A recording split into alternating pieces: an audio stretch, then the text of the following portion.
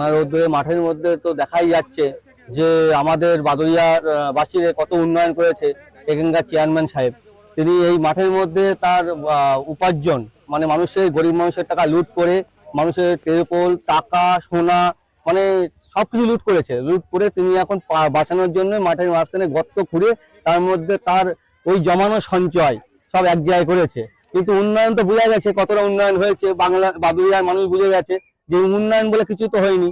B category পৌরসভা জানতাম, কিন্তু এখন আমি দেখি উন্নয়নের জন্য বাদুড়িয়াবাসী এই ক্যাটাগরিতে চলে গেছে, চেয়ারম্যান উন্নয়ন হয়েছে, এই ক্যাটাগরি হয়ে গেছে। কলিবাগের মধ্যে সাধারণত তো এরা তো উন্নয়ন বলতে কোনো কিছু সাধারণ মানুষ যদি একটা বিল বা কোনো কিছু কোনো কাজ নিয়ে যেত, চেয়ারম্যান আগে দরকার ছিল পয়সাটা হলো চেয়ারম্যানের মেন উদ্দেশ্য ছিল।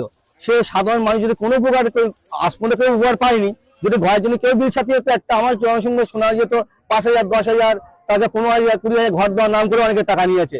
সেসব টাকা মানুষের টাকা, সাধারণের টাকা, সেসব টাকা লুট করা টাকা মানুষ এখন চেয়ারম্যান নিজেকে বাঁচানোর জন্য মাঠের মাঝখানে গর্ত করে পুঁতে রেখেছে।